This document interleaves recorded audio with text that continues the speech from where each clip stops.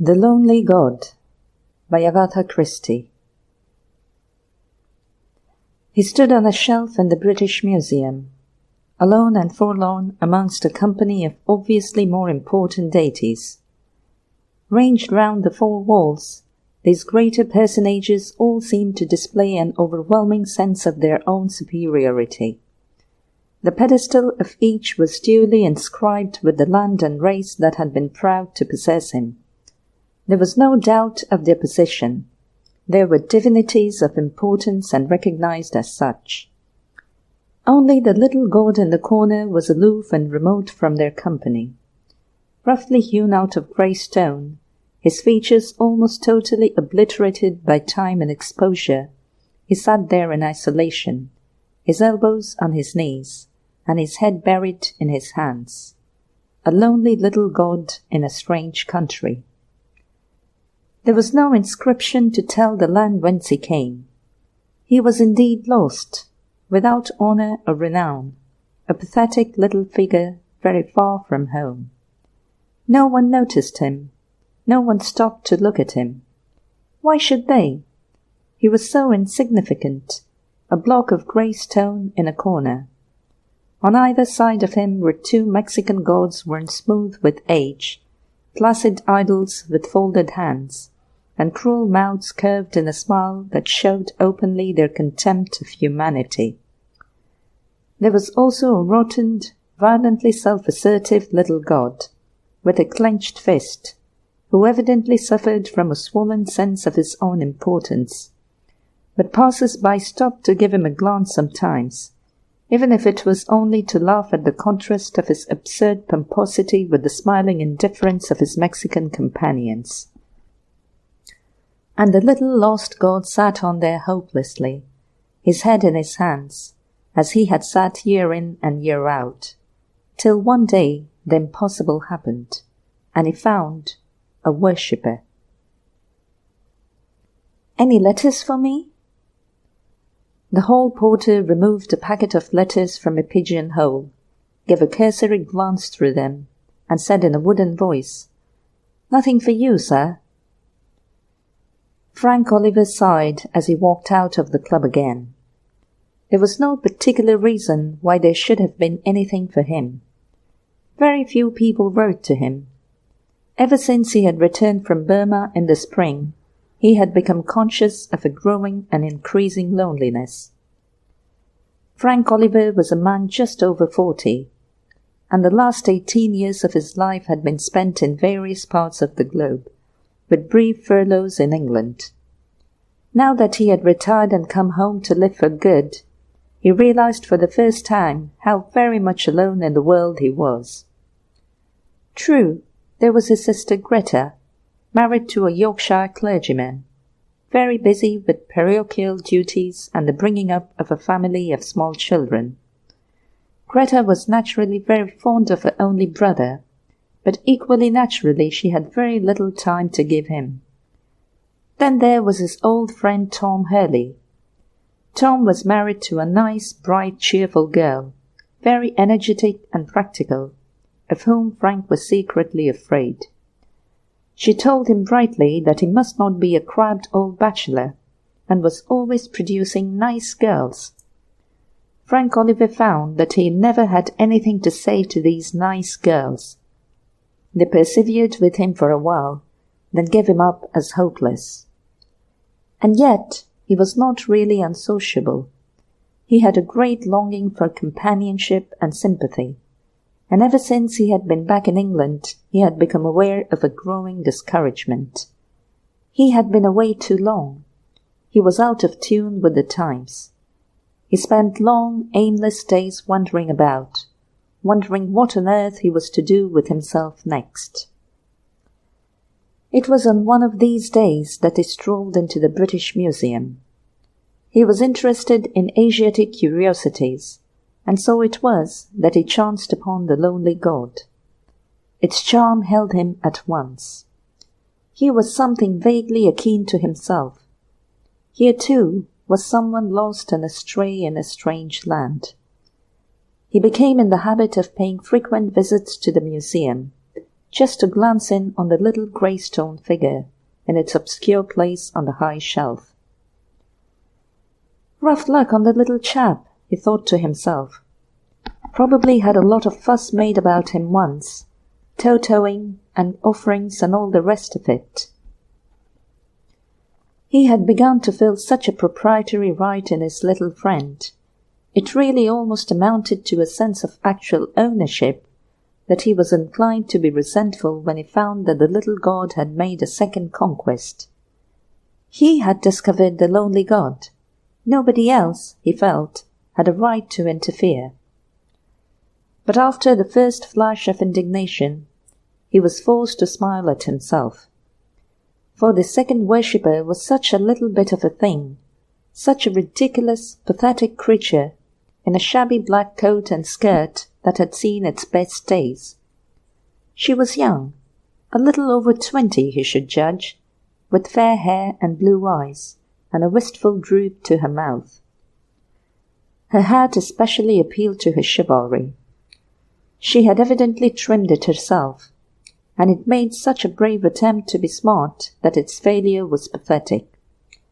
She was obviously a lady, though a poverty-stricken one, and he immediately decided in his own mind that she was a governess and alone in the world. He soon found out that her days for visiting the god were Tuesdays and Fridays, and she always arrived at 10 o'clock, as soon as the museum was open. At first he disliked her intrusion, but little by little it began to form one of the principal interests of his monotonous life.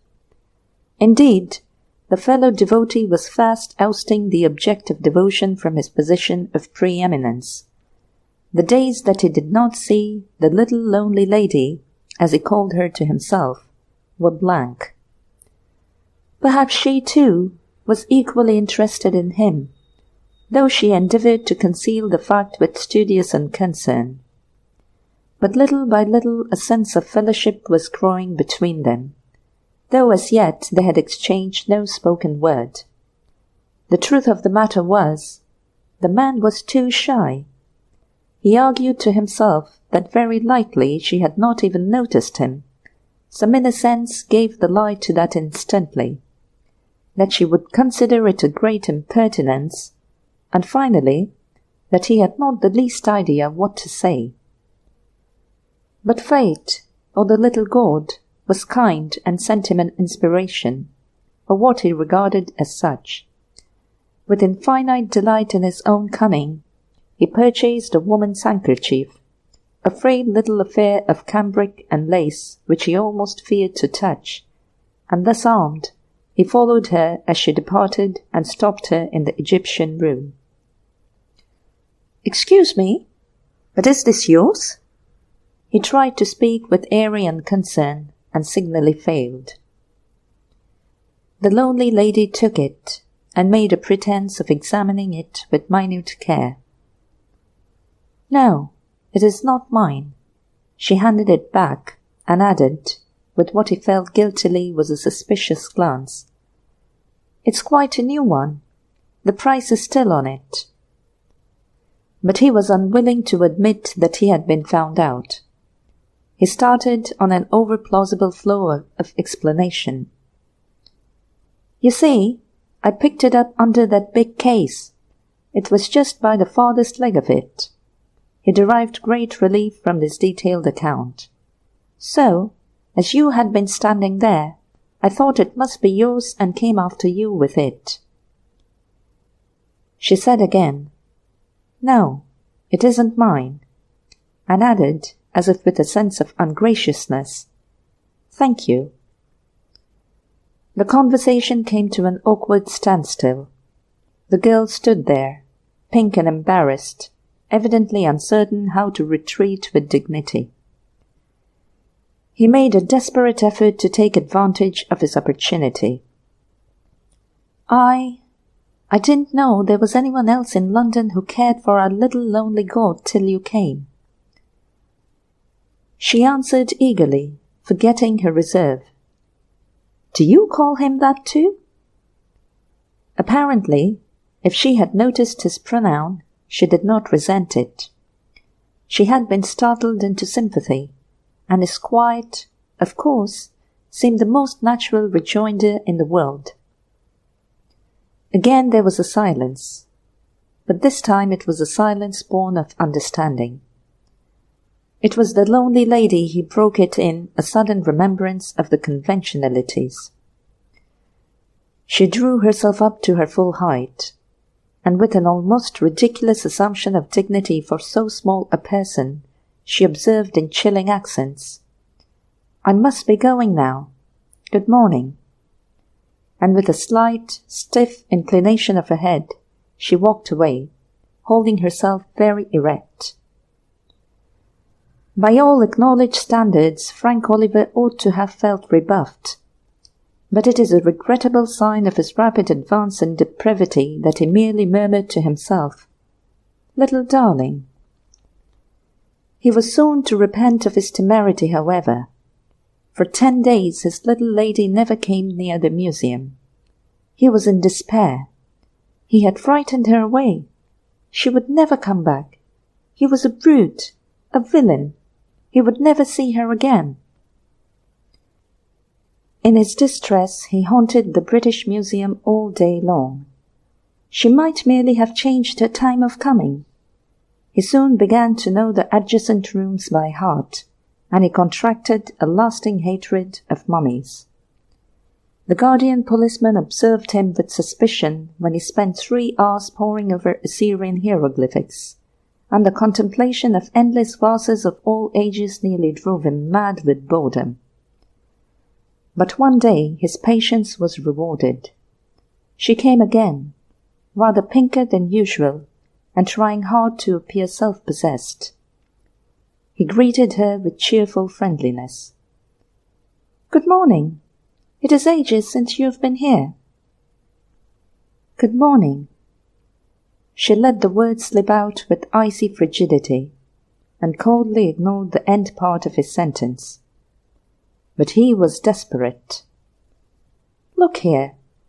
He stood confronting her with pleading eyes that reminded her irresistibly of a large, faithful dog. "Won't you be friends? I'm all alone in London, all alone in the world, and I believe you are too. We ought to be friends. Besides, our little god has introduced us."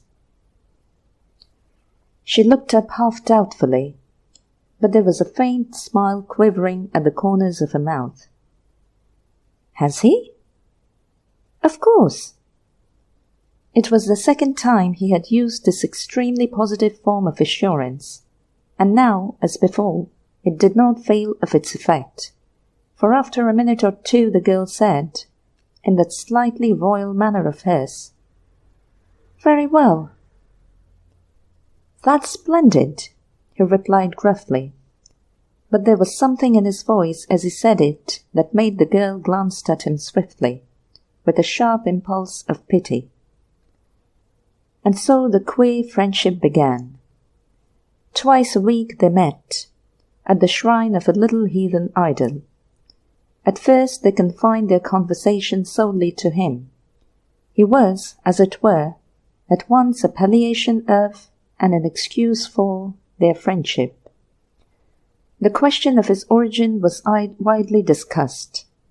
The man insisted on attributing to him the most bloodthirsty characteristics. He depicted him as the terror and dread of his native land, insatiable for human sacrifice, and bowed down to by his people in fear and trembling.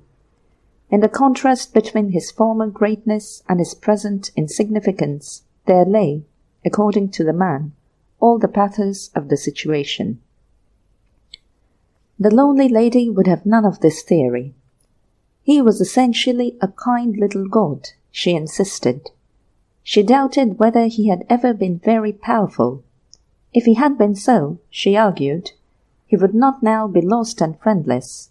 And anyway, he was a dear little god, and she loved him, and she hated to think of him sitting there day after day with all those other horrid, supercilious things cheering at him, because you could see that did. After this vehement outburst, the little lady was quite out of breath. That topic exhausted, they naturally began to talk of themselves. He found out that his surmise was correct. She was a nursery governess to a family of children who lived at Hampstead. He conceived an instant dislike of these children. Of Ted, who was 5 and really not naughty, only mischievous. Of the twins, who were rather trying. And of Molly, who wouldn't do anything she was told, but was such a dear you couldn't be cross with her. "Those children bully you," he said grimly and accusingly to her. "They do not," she retorted with spirit. "I am extremely stern with them." "Oh, ye gods!" he laughed, but she made him apologize humbly for his skepticism. She was an orphan, she told him, quite alone in the world. Gradually he told her something of his own life, of his official life, which had been painstaking and mildly successful, and of his unofficial pastime, which was the spoiling of yards of canvas. "Of course, I don't know anything about it," he explained, "but I have always felt I could paint something some day. I can sketch pretty decently, but I'd like to do a real picture of something. A chap who knew once told me that my technique wasn't bad." She was interested, pressed for details. "I'm sure you paint awfully well." He shook his head. "No, I've begun several things lately and chucked them up in despair. I always thought that when I had the time, it would be plain sailing. I have been storing up that idea for years, but now, like everything else, I suppose I have left it too late." "Nothing is too late, ever," said the little lady, with the vehement earnestness of the very young. He smiled down on her. "You think not, child? It's too late for some things for me." And the little lady laughed at him and nicknamed him Methuselah. They were beginning to feel curiously at home in the British Museum. The solid and sympathetic policeman who patrolled the galleries was a man of tact, and on the appearance of the couple he usually found that his onerous duties of guardianship were urgently needed in the adjoining Assyrian room. One day the man took a bold step. He invited her out to tea. At first she demurred. "I have no time. I am not free. I can come some mornings because the children have French lessons." "Nonsense," said the man. "You could manage one day. Kill off an aunt or a second cousin or something. But come. We'll go to a little ABC shop near here and have buns for tea. I know you must love buns." "Yes, the penny kind with currants. And a lovely glaze on top. They are such plump dear things." "There is something," Frank Oliver said solemnly, infinitely comforting about a bun. So it was arranged, and the little governess came, wearing quite an expensive hothouse rose in her belt in honour of the occasion. He had noticed that, of late, she had a strained, worried look, and it was more apparent than ever this afternoon as she poured out the tea at the little marble-topped table. "Children been bothering you?" he asked solicitously. She shook her head. She had seemed curiously disinclined to talk about the children lately. "They are all right. I never mind them." "Don't you?" His sympathetic tone seemed to distress her unwarrantably. "Oh no, it was never that. But indeed, I was lonely. I was indeed." Her tone was almost pleading.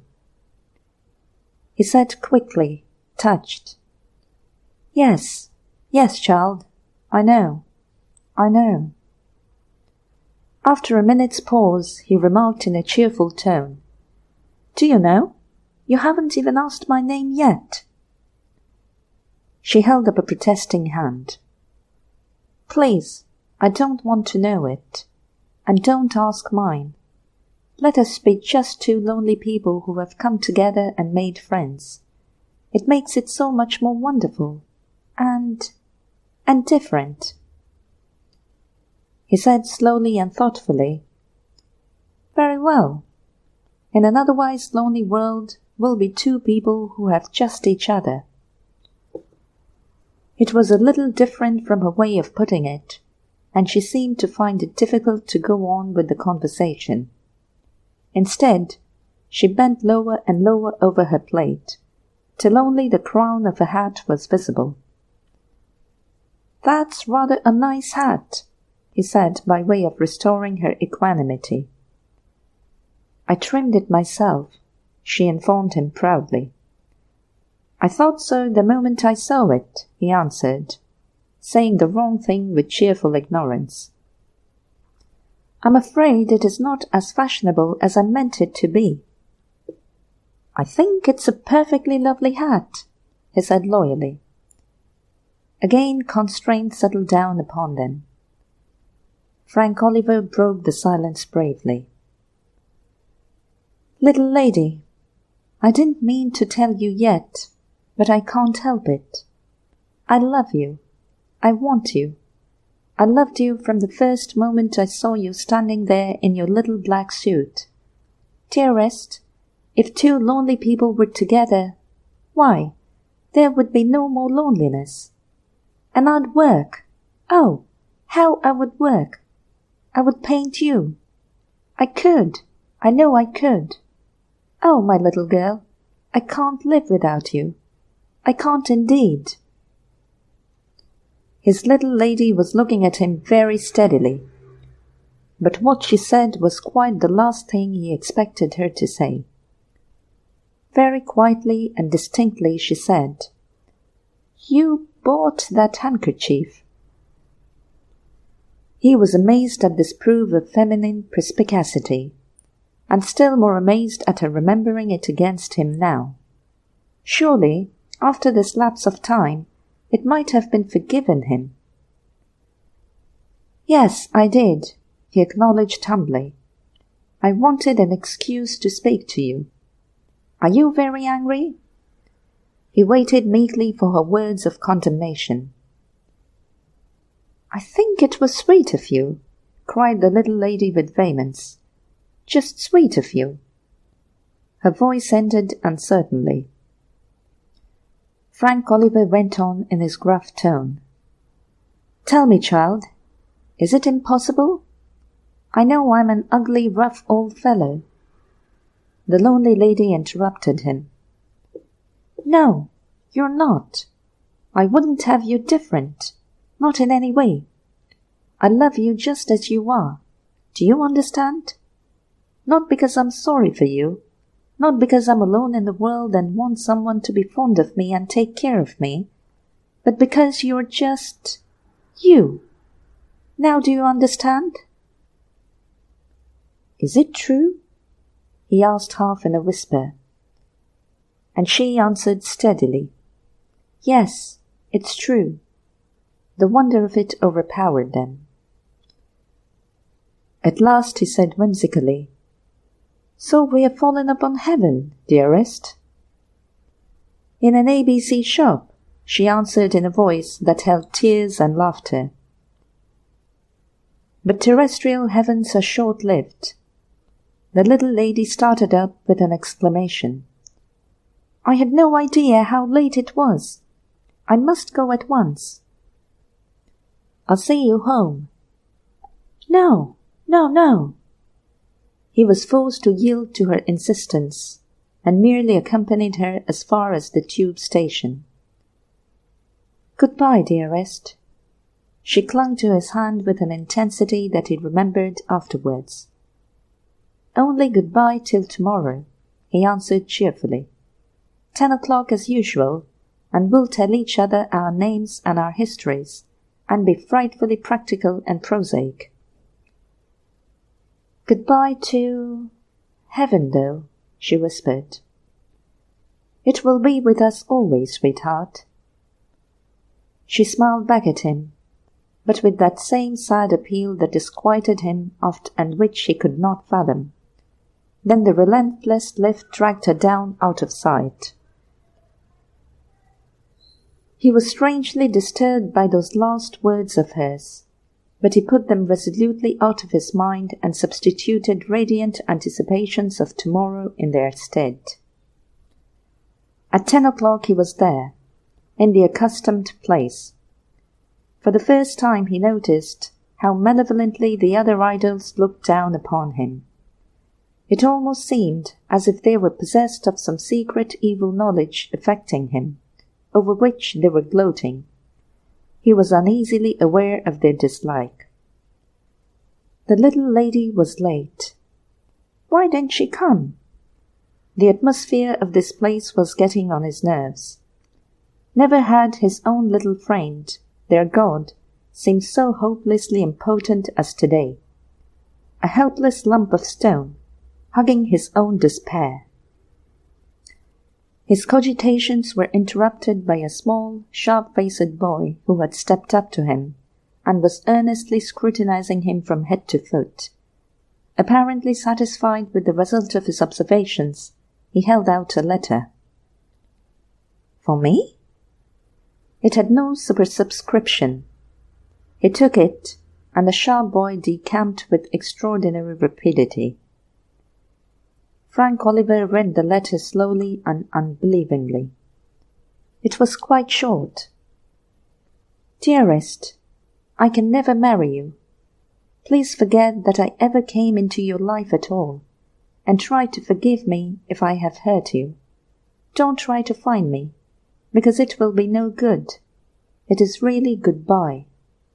The Lonely Lady.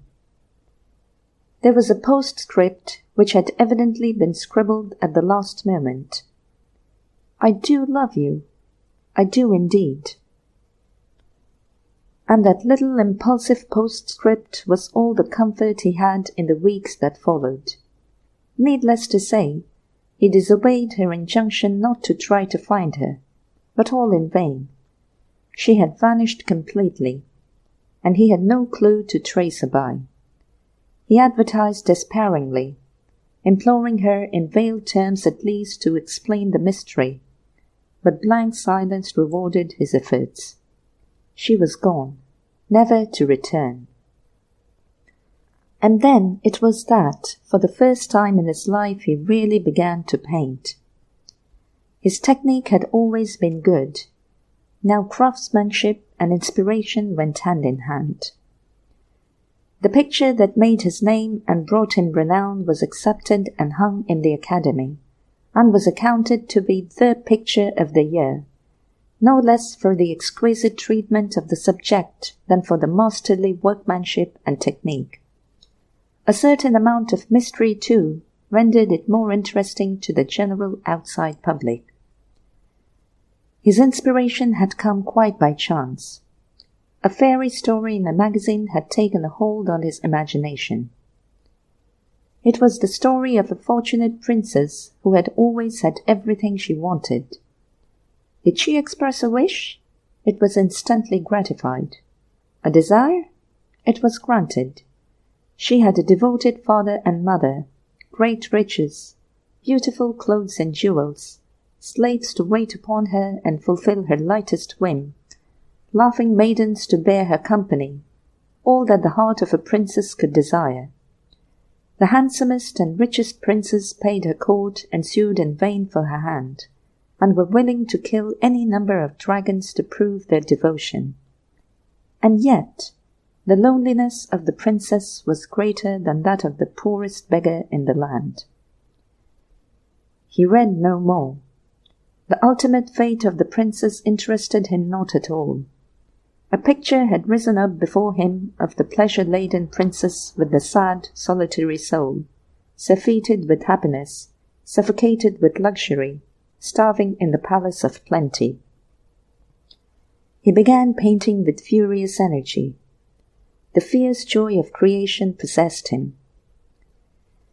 He represented the princess surrounded by her court, reclining on a divan. A riot of Eastern colour pervaded the picture. The princess wore a marvellous gown of strange coloured embroideries. Her golden hair fell round her, and on her head was a heavy jewelled circlet. Her maidens surrounded her, and princes knelt at her feet bearing rich gifts.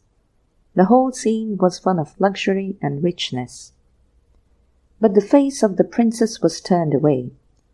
She was oblivious of the laughter and mirth around her. Her gaze was fixed on a dark and shadowy corner where stood a seemingly incongruous object, a little grey stone idol with its head buried in its hand in a quaint abandonment of despair. Was it so incongruous? The eyes of the young princess rested on it with a strained sympathy, as though a dawning sense of her own isolation drew her glance irresistibly. They were keen, these two. The world was at her feet, yet she was alone, a lonely princess looking at a lonely little god.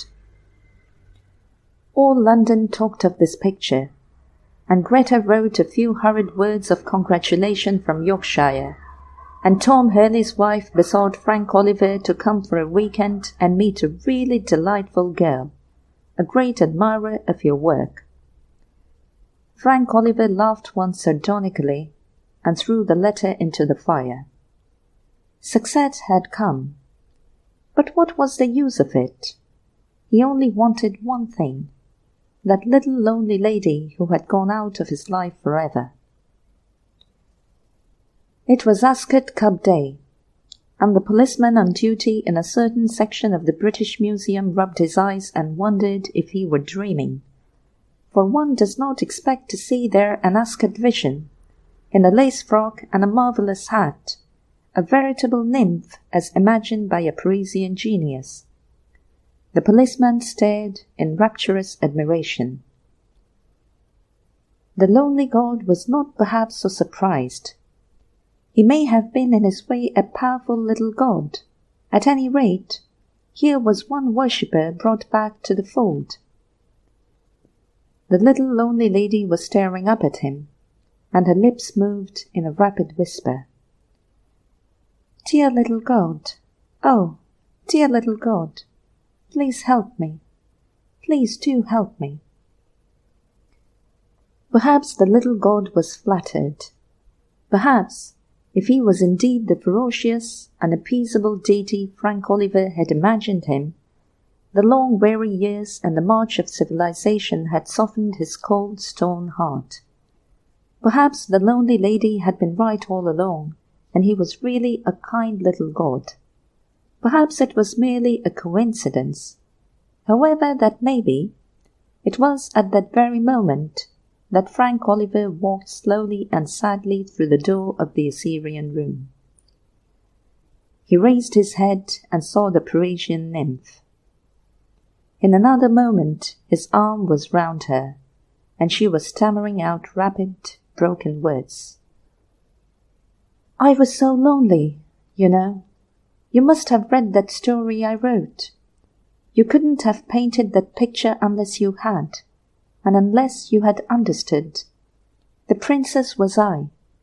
I had everything, and yet I was lonely beyond words. One day I was going to a fortune-teller's, and I borrowed my maid's clothes. I came here on the way and saw you looking at the little god. That's how it all began. I pretended. Oh, it was hateful of me, and I went on pretending. And afterwards I didn't dare confess that I had told you such dreadful lies. I thought you would be disgusted at the way I had deceived you. I couldn't bear you to find out, so I went away. Then I wrote that story, and yesterday I saw your picture. It was your picture, wasn't it?" Only the gods really know the word ingratitude. It is to be presumed that the lonely little god knew the black ingratitude of human nature. As a divinity, he had unique opportunities of observing it. Yet in the hour of trial, he who had had sacrifices innumerable offered to him, made sacrifices in his turn. He sacrificed his only 2 worshippers in a strange land, and it showed him to be a great little god in his way, since he sacrificed all that he had. Through the chinks in his fingers he watched them go, hand in hand, without a backward glance, 2 happy people who had found heaven and had no need of him any longer. What was he, after all, but a very lonely little god in a strange land?